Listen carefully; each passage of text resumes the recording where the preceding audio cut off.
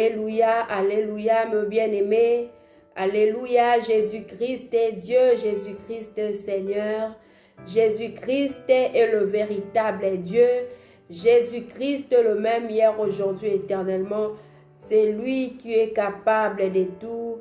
Alléluia, mon bien-aimé. Alléluia. Shalom, shalom. Que le Seigneur vous bénisse. Nous sommes dans la présence de Dieu. Mon bien-aimé, la Bible déclare, nous sommes plus que vainqueurs par celui qui nous a aimés. Jésus-Christ est amour, mon bien-aimé. Ce qui est sous ma si anzima, kokufa ne kulusu. Po ete ngai na yo tozala en vie, po ngai na yo tozwa elonga liboso banguna na biso, c'est parce que alingaki ngai na yo. Avant même yo botama, nzamba yebi yo, nzamba pona yo, nzamba alinga yo, yango nzima kopesa mwana na Yesu Masia azala mbeka po ete bomo inangai na yo ebika. Amen. Bien-aimé yo mutozola nanga na moment oyo, soki nzamba permettre yo oyo ka message oyo eza parce que nzamba lingi yo, nzamba linga bimisa yo na situation oyo zana yango. Bien-aimé, eza eza te par pona yo moko, mais eza pona bolingo na nzambe, eza pona ngolu na nzambe. Yango ngai na yo na moment oyo to se présenter liboso na nzambe. Makomelo bi moko ta yake pai na nzambe soki nzamba bengi ete. Bien-aimé, nzamba bengi yo na présence na ye pamba te, zala concentré parce que dans moment oyo eza na makambo ezo salema na kati ya bombo inanga na yo. Bien-aimé, journal lelo eza lokola ba journée nyonso touté.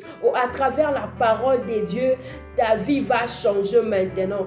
Bien-aimé, la Bible déclare, au commencement était la parole et la parole était avec Dieu. Bien-aimé, c'est par la puissance de la parole de Dieu que Dieu a créé les cieux et la terre. C'est par la puissance de la parole de Dieu des nyonso tozomona na mokilo et salama, le bien-aimé. Pena journal lelo kaka na nguya ya liloba wana, à travers la puissance de la parole de Dieu nde otozoyoka na journal lelo nde nzambe alinga créer ba makambo asika na kati ya vie na yo. Bien-aimé, soko za d'accord nanga, si tu crois à la puissance de Dieu, si tu crois à la parole de Dieu, place aux ali loba amen, pesa la melayo na kombo na Yesu Masia. Bien-aimé, lelo nzamba linga créer makambo asika na bomo ina yo, nzamba linga arrêter souffrance na yo, nzamba linga arrêter kolela na yo, nzamba linga silisa pasi na yo, pe nzamba linga confondre banguna. Mais bien-aimé, 16 mois de prière pour ne plus voir ces genres de personnes. Bien-aimé, tozo kende vers la fin de notre programme. Pe récompense na yo ozo mona yango, ozo simba yango, pe okotato la nguya na nzambe, pe monene na nzambe na kata bomo ina yo, bien-aimé. Bien-aimé, yo mutu nanu osabone te na chaîne na biso. Nzamba sunga yo osabone na chaîne na biso affranchi par Christ. Okozanga te kozana ba nouvelle ya ba programme nyo surtout ndenge nzamba zo tambwisa biso na présence na ye. Bien, mais après programme oyo ngana yo tokovanda kimia te, toko continuer ko poussa na présence ya nzambe parce que tozaka kana besoin ya intervention ya nzambe na kata ba vie na biso. Bien, mais makambo nzambe azo linga sa na kata bomo ina yo. Eko kamwisa mokili, eko lekela mayele na batu. Bien, mais soki nzamba sali eloko asala kate po lobi likambo wane bunga. Nzamba créa mokili oyo jusqu'aujourd'hui mokili eza ko exister. Eloko nyonso nzamba créa na se na moi oyo ti lelo oyo eza ko exister.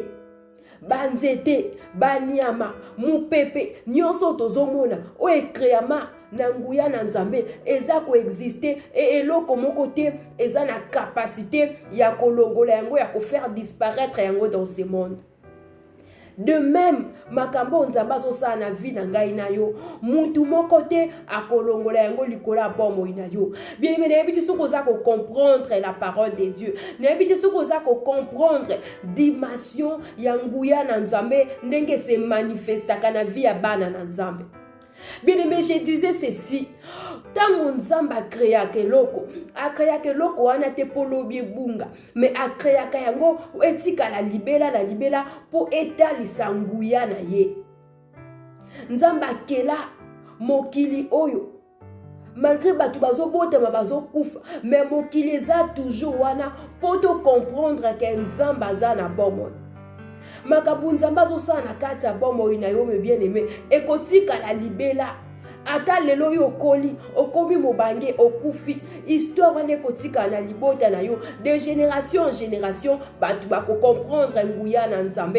À travers vie na yo me bien aimé, batu bako bongo la motema. À travers vie na yo, batu bako bete la Nzambe maboko, batu bako ndima Nzambe na yo, pe batu bako tato la monnaie na Nzambe, à travers makambo Nzamba zo sa na kata bomo na yo. Bien aimé, victoire Nzamba zo pesa yo, mutu moko tako boto la yo yango.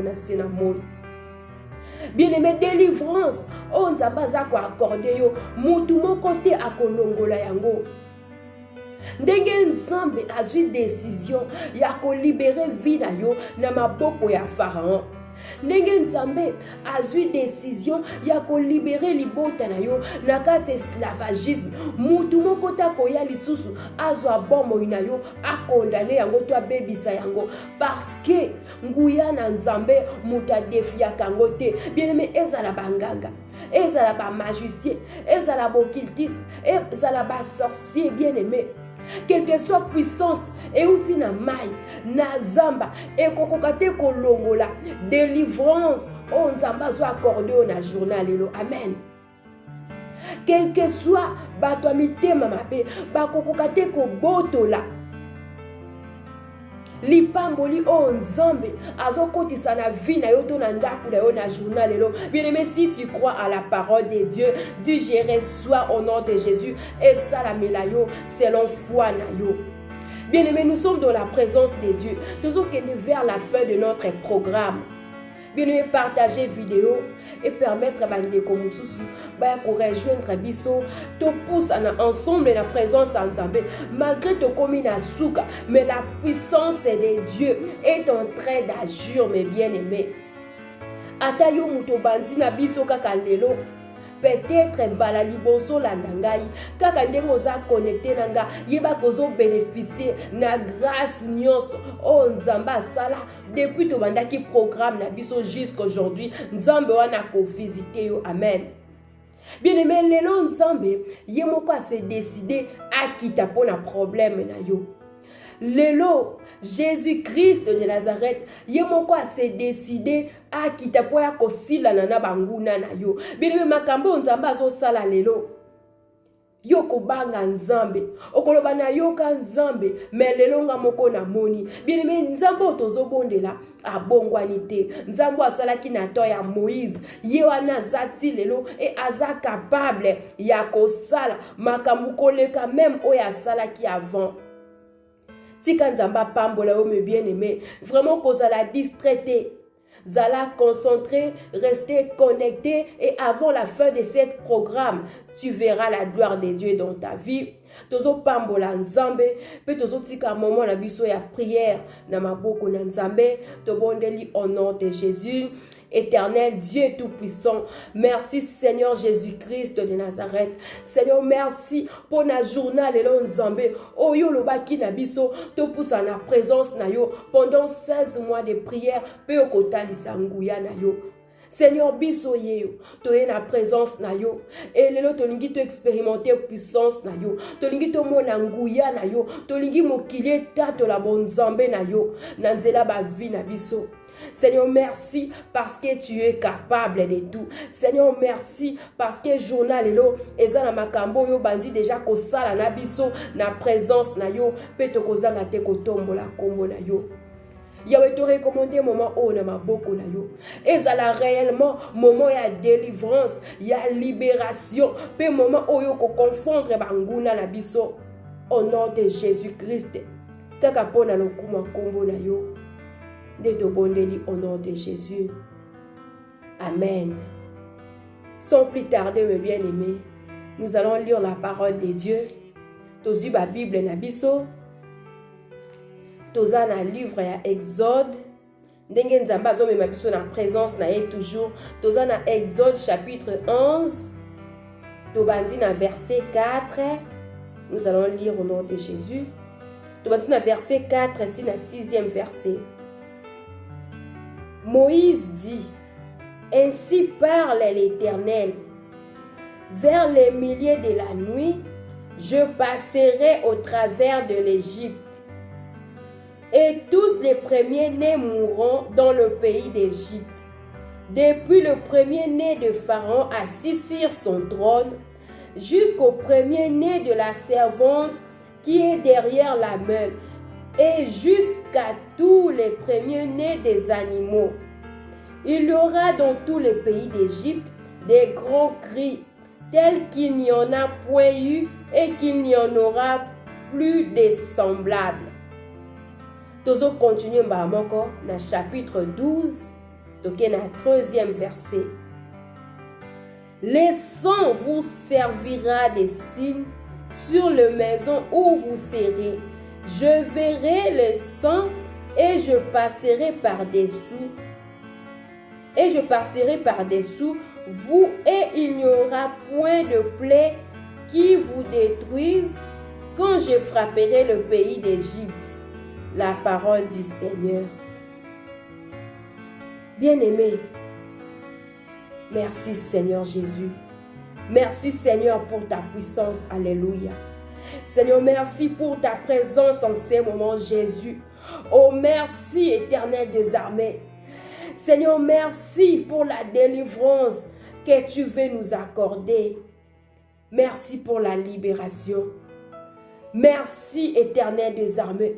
Bien-aimé, cette fois-ci, Nzambe yemoka s'est décidé à quitter pour na likambo na yo. Bien-aimé, auparavant, Nzamba bandaki ko utiliser Moïse.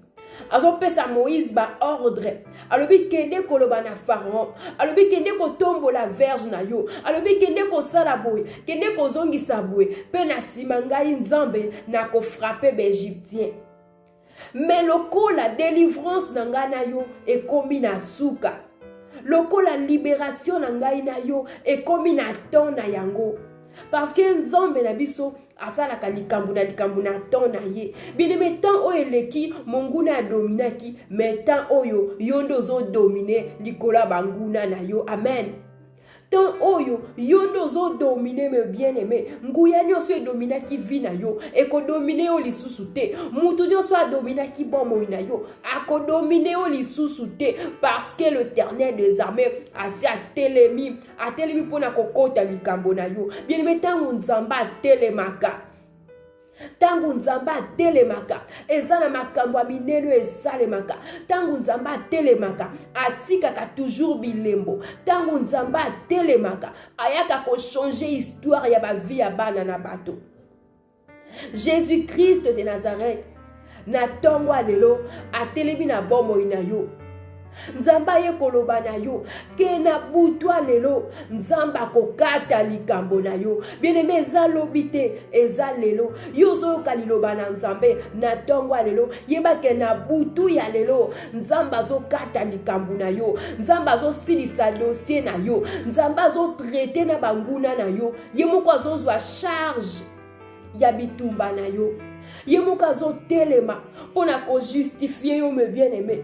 Bien-aimé, la Bible nous dit Nzamba ebisi Moïse alobi na kati ya butu ngai Nzambe na kokota na mboka Egypte. Na kati ya butu tangu Pharaon akolala, tangu ba serviteur na ye bakolala, ngai Nzambe na kokota na mboka Egypte me bien-aimé. O tangu Nzamba atelemaka pona ko justifier bana na ye. Tangu Nzamba atelemaka azale juste et juge, atelemaka pona ko kata makambo. Bien-aimé, lelo Nzamba zo kata likambo na yo na banguna na yo. Oh, il est le prince de paix pour ta vie. Tu as tant souffert, me bien-aimé. Maintenant, le prince de paix, il veut te donner la paix. Nzamba linga pesa kimia na motema na yo. Nzamba linga silisa kolela, asilisa ba inquiétude. Nzamba linga kotisa kimia na libota na yo, apesa sengo na libota na yo, bien-aimé. Par contre, contre Nzambe azokende kolelisa banguna na yo. Oh, il est le lion de la tribu de Juda. Tango atelemaka contre banguna na biso akomaka le lion de la tribu de Juda. Lelo azotelema contre banguna na yo, contre banguna libota na yo, comme le lion de la tribu de Juda azobanda ko dévorer o ba premier ne nyonso ya mboka Egypte ko banda na Pharaon, ye roi na bango, ye mukonzi na bango, ye mutordonaka, apesaka ba ordre, apesaka ba mission pour ba peuple na ye, pour ba serviteur na ye, ba nyokola bomoi na yo. Nzamba lobi azo banda ko banda na Pharaon kino na muta suka. Oh, nyonso baza na service ya diable pour na ko détruire ba vie na biso. Lelo Nzamba azo silana na bango bien-aimé. Amen. Bien aimé, pourquoi Nzambe alobi akotelema au milieu de la nuit? Bien aimé, na kati ya butu ndeza na moment o ba décision makasi ezwamaka. Pendant ngana yo to lalaka nde bango bakendaka na ba réunion bayebaka ndenge nini na ko planifier ya ko organiser ndenge nini bakolelisa vie na yo, ndenge nini bakokota trouble na libota na yo, ndenge nini bakopanza foyer na yo. Bien aimé, na katikati ya butu nde banguna basanganaka basalaka ba réunion, bazwaka ba décision, makambo nyonso to sibisaka pendant la journée, eza makambo ezaka déjà préparé, planifié pe organisé déjà na katikati ya butu na ba réunion na bango. Yango kolamuka journée baby, okolamuka na ba problème, okolamuka na kolela, na souffrance, parce que na butu réunion c'est salamaki.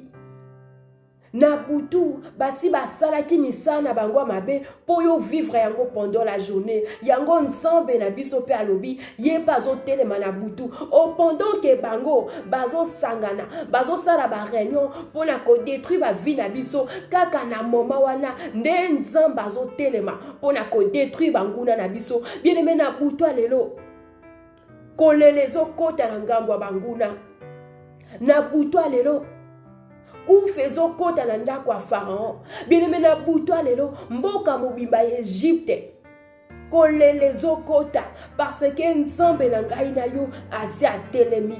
Oh, l'Éternel des armées asi atelemi, me bien-aimé. Alobi cette fois-ci Moïse yo vanda kimia ngai moko Nzambe nazo kota en Egypte. Nzambe ye moko Jésus-Christ ye moko na ba ange na ye na armée céleste na ye bazo kota na ngambo ya Egypte. Alléluia au nom de Jésus. Oh, merci Seigneur Jésus. Seigneur, merci pour ta puissance. Bien-aimé, au moment où je parle, ne soyez pas distraits parce que la puissance de Dieu est en train d'agir maintenant. Bien-aimé, nengozo kalilo bana Nzambe, quel que soit si kozali, nguya na Nzambe ezo localiser bomo inayo, nguya na Nzambe ezo kende kotia trouble na ngambo banguna au nom de Jésus-Christ. Bien-aimé, butwa lelo kolekate banguna na yo bakolela. Okoyoka bakri, okoyoka ndenge bakoganga, okoyoka ndenge kolele kozonga na ngambo na bango parce que bango banyokola ba vie na biso kolela butu na moi. Vie na ngana yo koma ya kolela kimi ezate ozobondela mais rien ne change.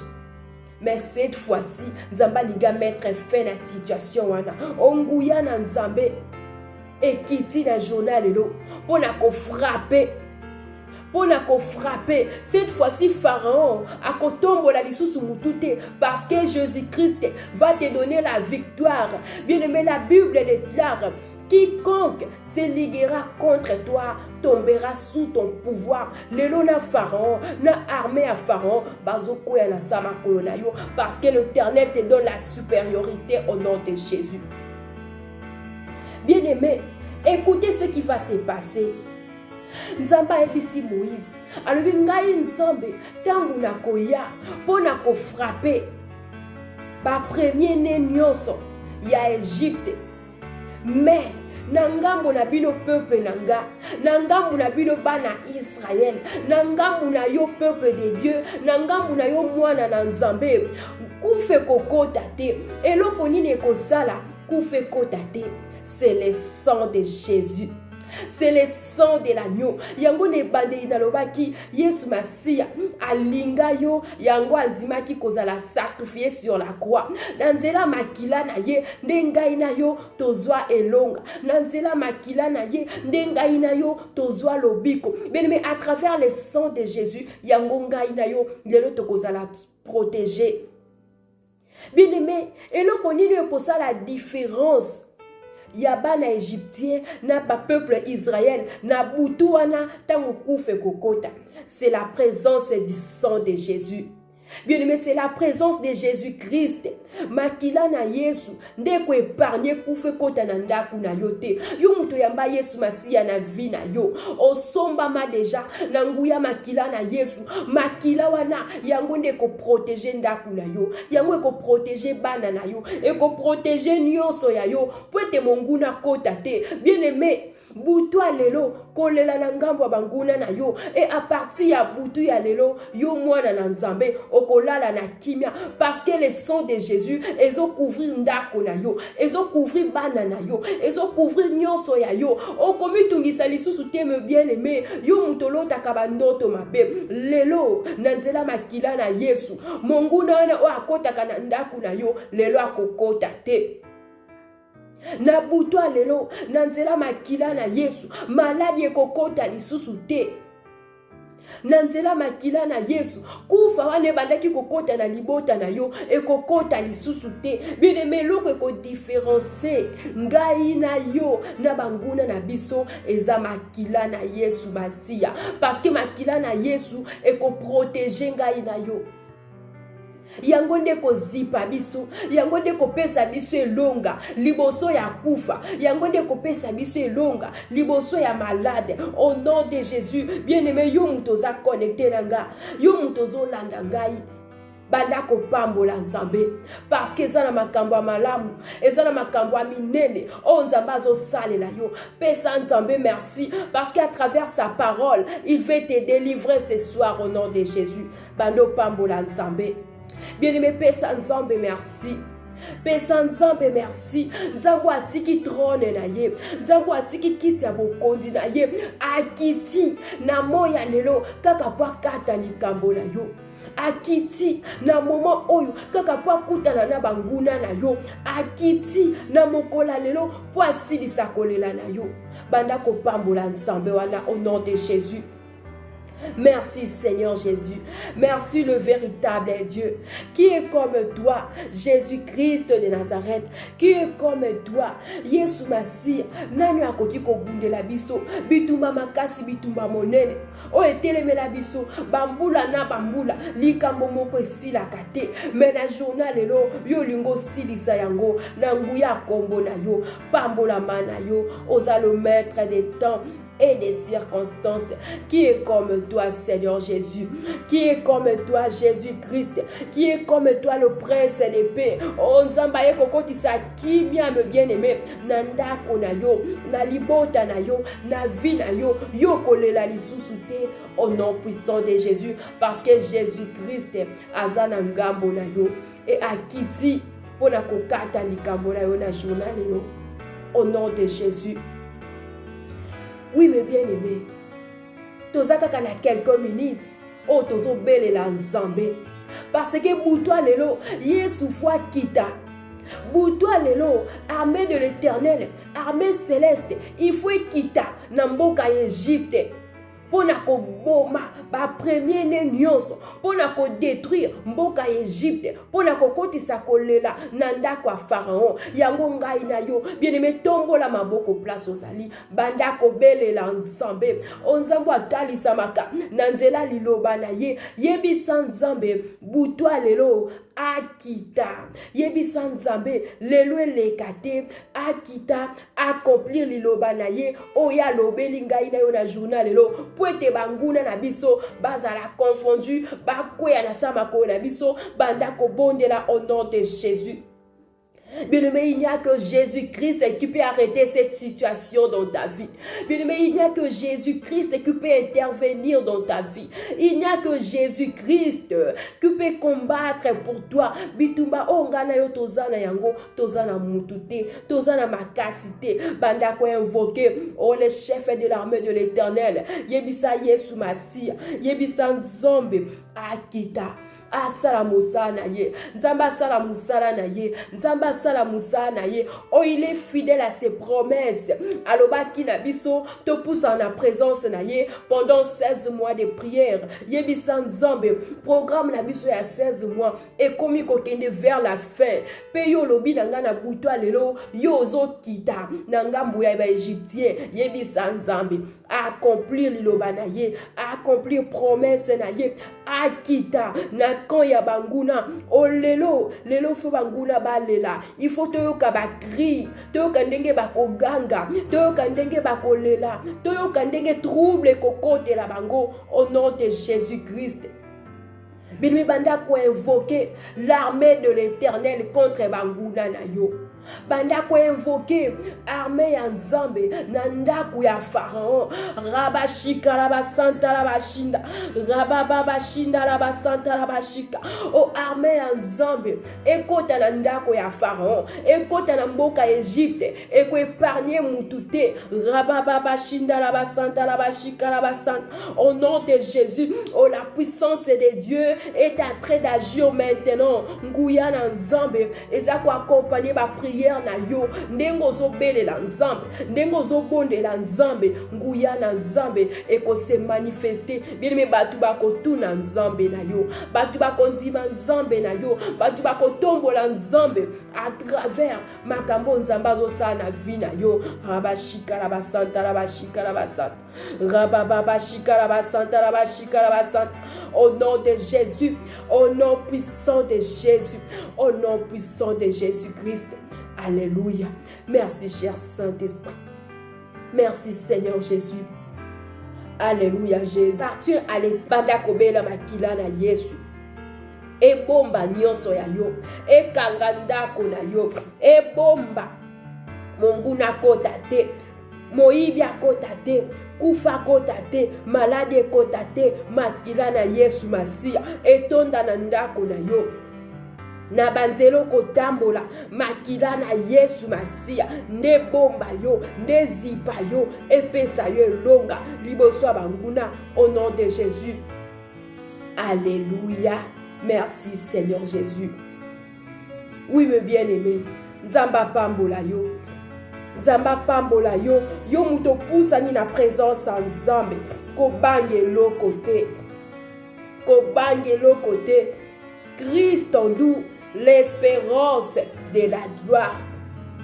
Muto abele la Nzambe, azalaka jamais confondu. Ongana yo to bele li Nzambe. Confusion na kan ya banguna, elonga na ngambu na ngai na yo, yo muto bondeli. Yeba que la victoire est certaine. Monguna kote le malisusu te, Pharaon a kote le malisusu te, a ko résister lisusu te. Oh, après cette prière, il y aura la libération parce que après Nzambe tanga frappa qui va premier né yamboka Égypte après wana Pharaon a libéré le peuple Israël yopé ndengo bondeli na butwa lelo Nzamba telemi a frappé l'Égyptien et après cette prière tu verras la libération, tu verras la délivrance dans ta vie nyonso ya yo kangama ezo fongwama parce que lorsque Jésus-Christ descend, il descend pour agir. Lorsque Jésus-Christ opère, oh bilembwetika la kanavi abato, lokola Yesu Masia, yemoko akiti asali na kata bomo ina yo. Pebilembwe komonana, tika Nzamba pambola yo. Tokutani à la prochaine, mes bien-aimés. Nzamba pambola yo, o s'abonner na chaîne na biso, partager vidéo. Tokutani à la prochaine. Toujours kende vers la fin de notre programme. Vraiment Nzamba sunga yo zangate. Que Dieu vous bénisse.